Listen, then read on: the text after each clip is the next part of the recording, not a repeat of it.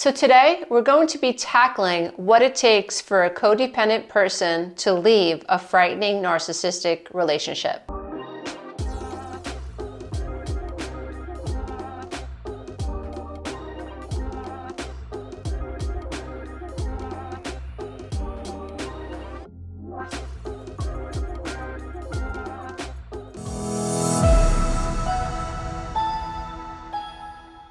If you love this content, please don't forget to click the subscribe button and the notification bell. This way, every time I upload a new video, you, dear one, will be the first to know. So as a codependent person myself, or someone who I consider is in recovery, I would say that confronting the truth is incredibly scary. When you are a codependent person, you are fawning, which means that you are more than just people-pleasing. You are maintaining the emotional balance of another person. You are hypervigilant. When your husband or wife is around, you're immediately concerned about how they feel. You are reading their energy. You're looking at their eyes. You're looking at the way they're moving about in the house. You're looking for clues or cues to figure out how this person feels. When you are codependent, you are other-focused. Now, the key to all of this is to understand that you don't know it. You grew up feeling very insecure as a child. You were unable to secure a healthy attachment to your primary caretakers. The blueprint that you have for relationships is very insecure. You aren't secure in who you are. You, as a child, were taught that you needed to be on high alert in your home. Perhaps you grew up feeling abandoned or like a burden. Perhaps your mother was codependent, or maybe she was a narcissist, or maybe dad was an alcoholic, or maybe dad was the codependent and mom was the narcissist. Whatever your unique experience is, what we're trying to understand is why we are codependent, and more than that, recognize that if we are codependent, it's certainly not our fault. So if we are codependent and we're in unhealthy relationships, we're recognizing that we have a propensity to people please. We have a propensity to feel anxious. We are on guard. We are trying to figure out what people need. And we have made our way through life finding value in making sure other people are happy. We do this because it makes us feel safe. We feel unsafe, and one of the ways that we have learned to feel safe is by taking care of other people. We don't feel worthy. We don't feel good enough. And so if we are people-pleasing, if we are taking care of other people, if we are rescuing people, if we are fixing their lives, if we're trying to figure out what's wrong with them, and we throw on our super cape, then we avoid feeling more out of control. We feel more out of control when the people in our lives are unhappy, if they are unsettled, if they have addictions, if they have money issues, if they are unhappy. We feel more secure in our skin if everyone around us feels good, because we don't know how to cope with how other people feel if these people are unhappy, because we feel responsible for how other people feel. It's very natural for someone who has codependency to look out into a room and to figure out who's in pain and to be what that person needs. They are someone who, if they notice that someone's upset, they go right into, how can I fix you? What's going on? What do you need? How can I help you? And this is really out of anxiousness. This is really out of anxiety, and it's out of fear. Because we've been taught that if other people are unhappy, bad things can happen. If other people are unhappy and they don't get settled down real quick, maybe things go from bad to worse. We have learned that by fawning, by validating other people, by figuring out what they need, they stay happier and we get to avoid pain. That pain could be criticism, it could be anger, it could be a narcissistic rage, it could be rejection. So we tend to take care of other people in order to control our own anxiety.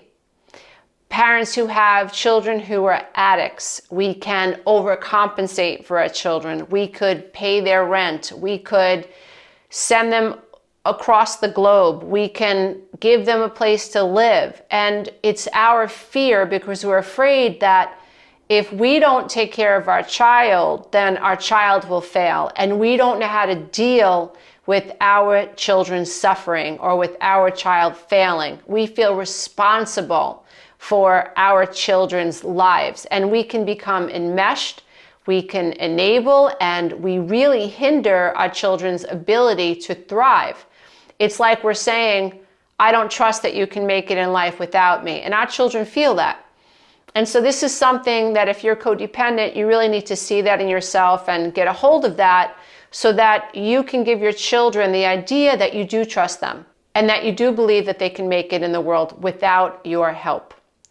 Now, if you are a codependent woman, let's say, and you're trying to leave a narcissistic relationship, you will have significant challenges within your own heart, because doing so is going to require you to face all of your fears, to face the possibility of narcissistic rage, to face the fear of a smear campaign, to face the fear of financial ruin, and to just really go against all of your coping mechanisms. Remember, codependency is a coping mechanism. I take care of you because you've taught me over time that if I don't manage your mood, you get snarkier, more passive aggressive, you stonewall me, you put me down, and it's very painful. And I've learned through conditioning that if instead I keep my fingers on your pulse and I remain other focused and I run around like a circus animal, figuring out what you need and then become what you need, and you feel like I am your pacifier, I can regulate your emotions, and regulating your emotions allows me to regulate my emotions. Now I've decided I want to leave you, and all of my fears are coming to the surface. When I decided to get a divorce, I can tell you it was the most frightening time in my life. I was part of this dynamic. I backed myself in the corner. I was unaware I didn't know what codependency was. I didn't know what people pleasing was. I didn't know what various attachment styles were like. I wasn't really clear about what narcissism was or passive aggressiveness was. I had no clue. What I did know was that I was unhappy, my body was failing, I was miserable in my marriage, and I physically could not take it anymore. And more importantly, I had the spiritual awakening moment where I understood that I was teaching my children how to be codependent too. That even though I told myself I'd never become like my mother, I became like my mother. I even had one son and two daughters just like my mother. I ended up being highly codependent, frustrated and angry, and lost inside dynamics that I was unaware that I was a part of creating. And here I was saying, I have to change this. And all of my defense mechanisms, all of my coping strategies, I drew a blank. I didn't know who I was outside of trying to control everything, trying to keep everybody happy, worrying about what people thought about me, seeking validation, feeling best when I was rescuing people, falling into fawning, being afraid that people were upset with me.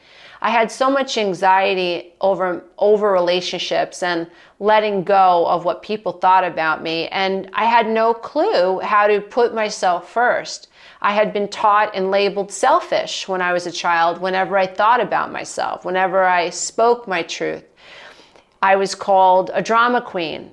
I was called a liar. So many different labels were attached to this idea of speaking my truth. And so here I was wanting to end a marriage and having to come face to face with all of my fears. So if you are struggling with codependency and you are at the end of the rope and it's time for you to end a toxic relationship, it's important that you recognize that the fact that you're afraid is normal.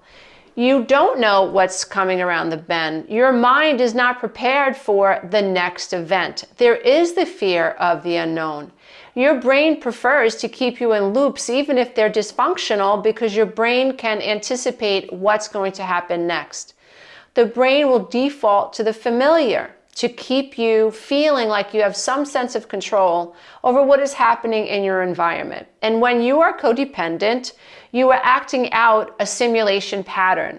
This is what you were taught to do as a child. You don't know how to do anything else.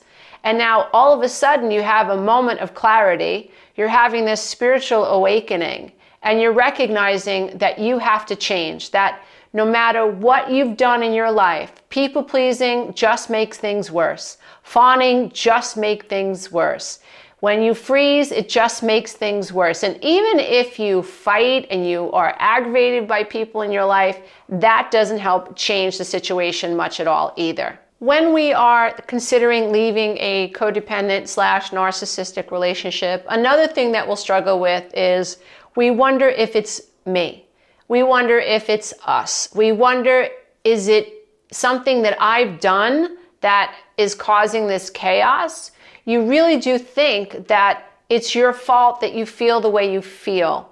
And I think that's because as children, we just learned to feel responsible for why we couldn't feel loved by our mothers, or why we were rejected by our fathers, or why we were given up for adoption, or why we were pushed from one foster home to the next foster home, or why our parents drank, or why our parents were narcissistic. And so there's this sense of control for a child, I believe, that, well, if I feel like I am unloved, I must have done something to deserve it, so it must be within my control to gain their love. So there's this overwhelming sense of responsibility for why things are happening in the outer world. There's also shame tied to feeling abandoned, shame to feeling like a burden. And when you feel shame, you feel responsible for why you feel that shame, and that's just not a rational thought. When we feel shame, that is because someone has made us feel like we are unworthy. So something has happened to us, and now we are seeing ourselves as defective as human beings. And that's just not a realistic thought either.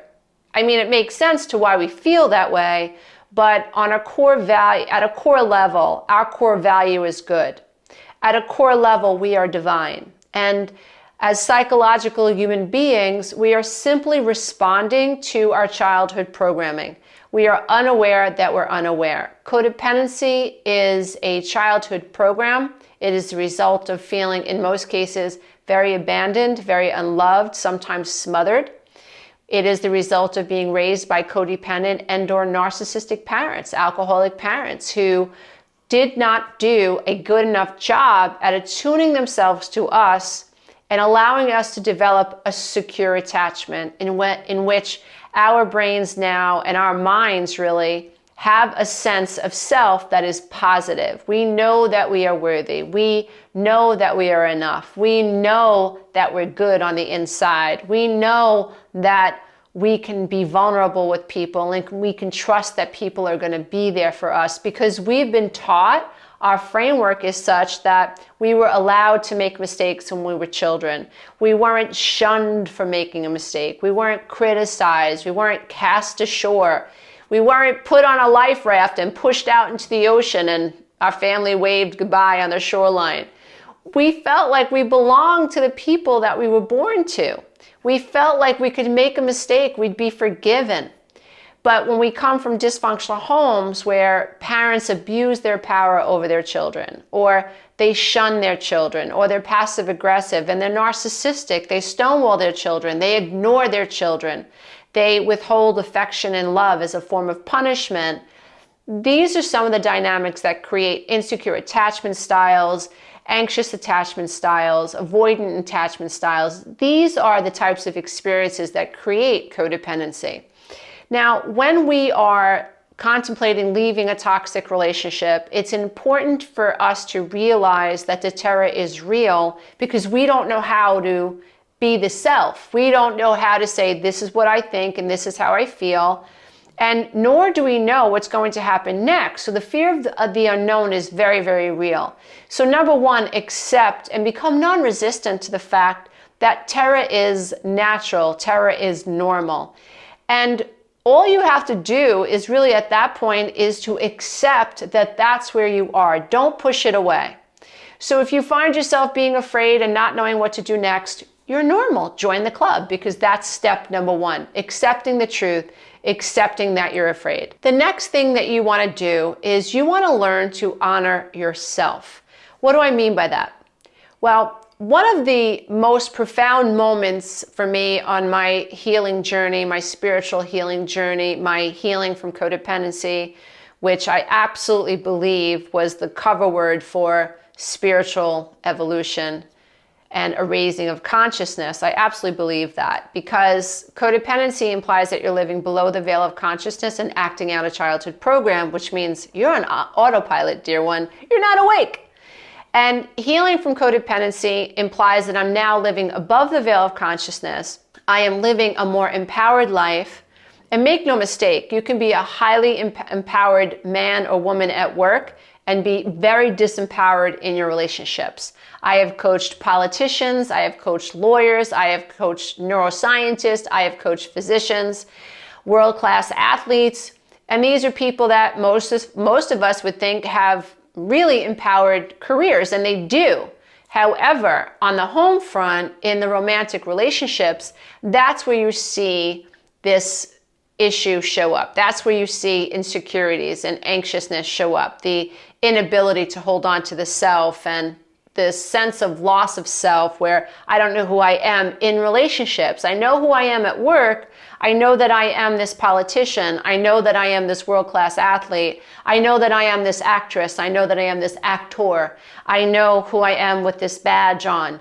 But in my relationships, if I'm not relying on coping strategies like codependency, and I'm not making sure that my alcoholic husband is happy or my drug-addicted daughter is paying her rent, I don't know who I am outside of being an extension to other people. So you're not alone. When I was going through the recovery journey, one of the most profound moments in my life was when I realized I had this awareness where I was observing myself almost like an outer body experience, and I could see that when my ex-husband came home from work, I changed. It was like I went, oh! And I changed my energy, and I was being preparing myself for how he was going to be. And it was sort of like I lost myself in that moment. And I remembered how my mother was. And again, we all tell ourselves we're never going to be our mothers. And then one day we look in the mirror and we go, oh my God, I am my mother. I remember being a little girl, and when my dad would come home from work about 5 o'clock every night and we'd hear the van door close, my mother did the same thing. Oh, your father's home.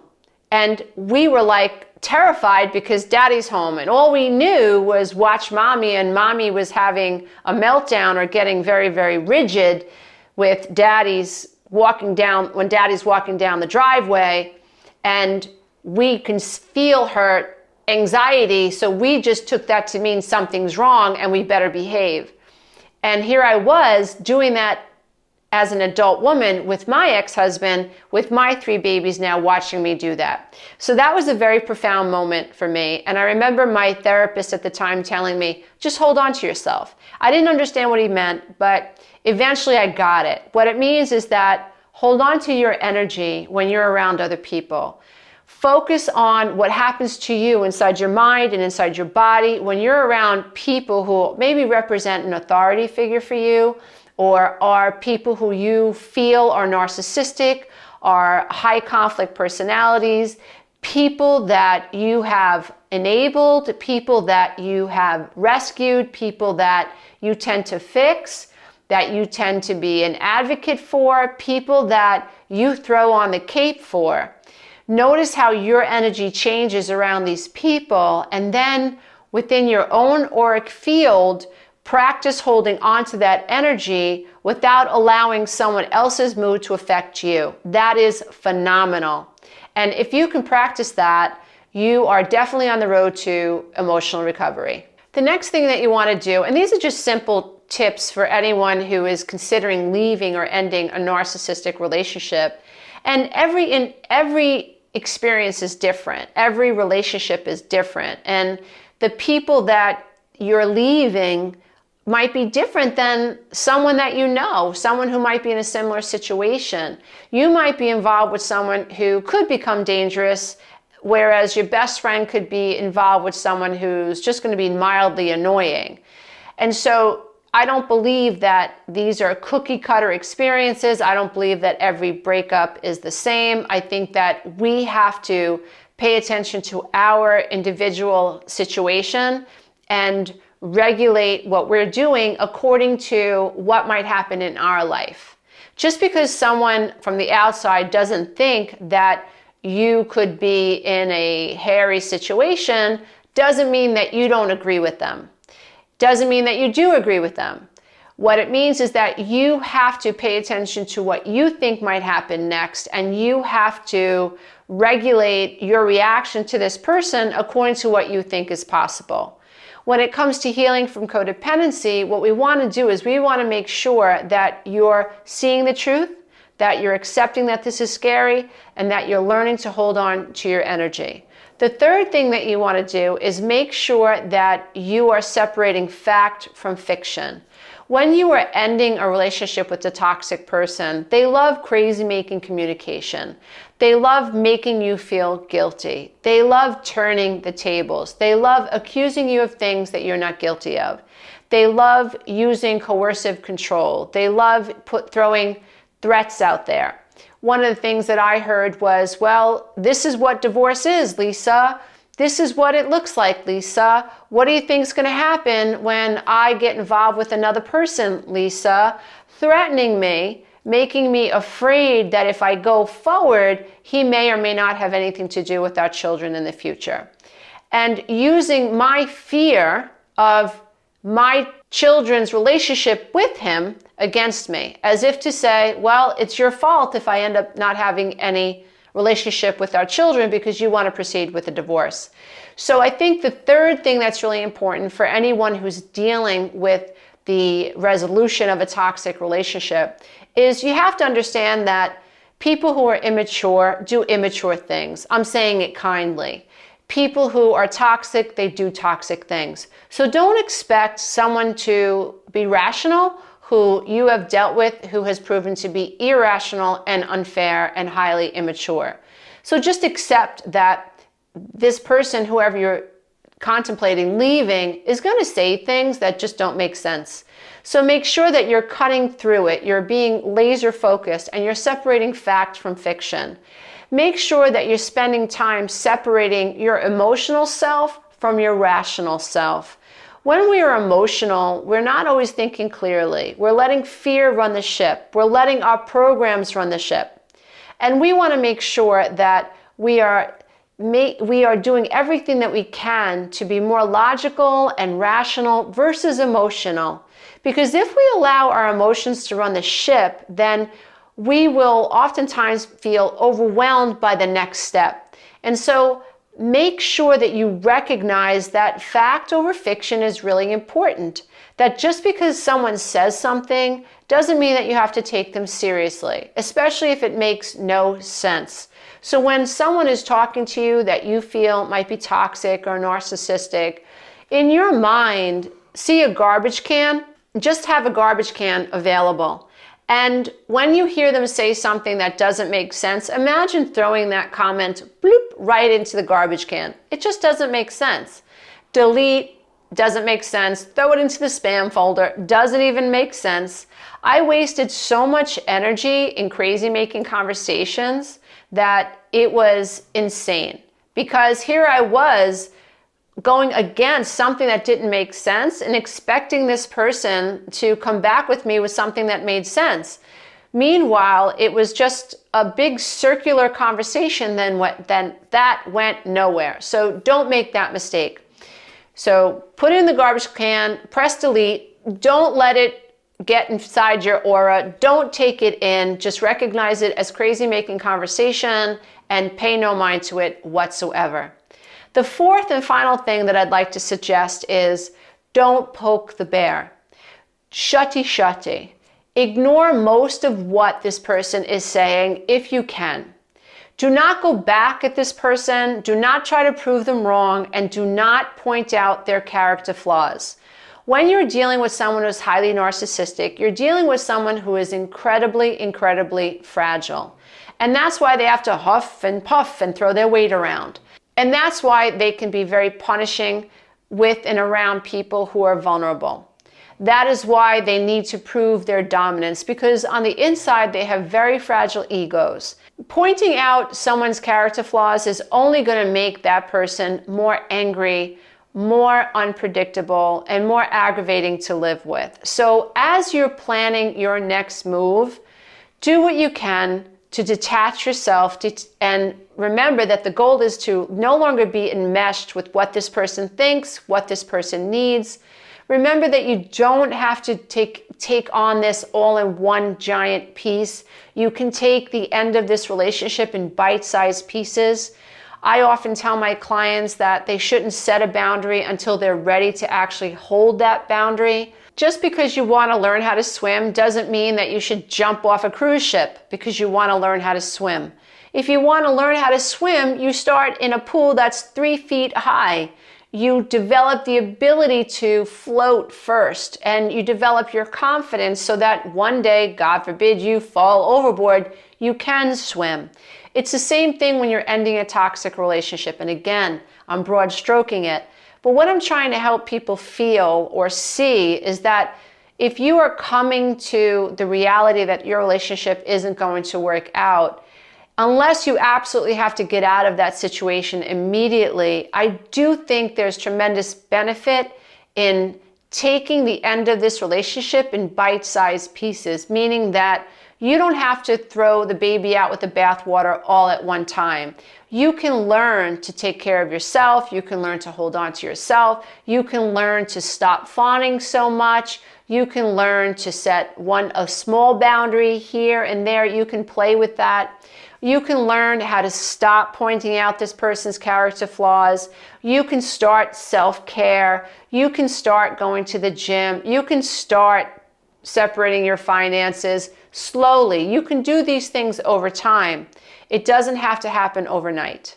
So if you are codependent and you're facing your codependency issues, dear one, you are in for quite a ride, because you are going to have to face all of the survival strategies that you have relied on to keep you safe, which means that you will feel unsafe in this new role of yours.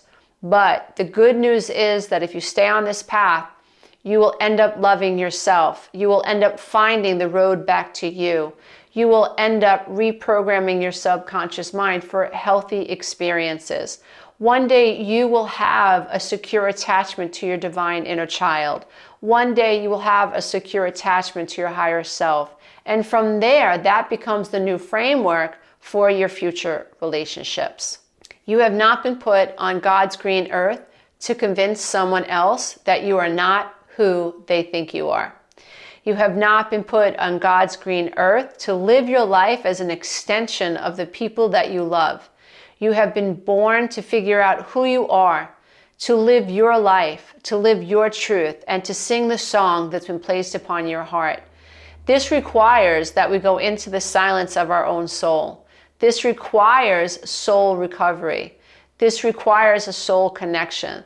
This requires that I detach and disconnect from the people outside of me so that I can turn to the inside, so that I can learn to love myself. This means that I need to learn to mother myself in the way that I always deserve to be loved from the moment that I was born. And if you can learn to love yourself, you can heal your life. You can change the way you see yourself, and you can attract the love that you desire one day. But first, we've got to get you to love the self. I hope this has been helpful. Namaste. Until next time, dear ones. Hey, if you love this content, don't forget to check out the next video, and you can go to my website and take the codependency quiz.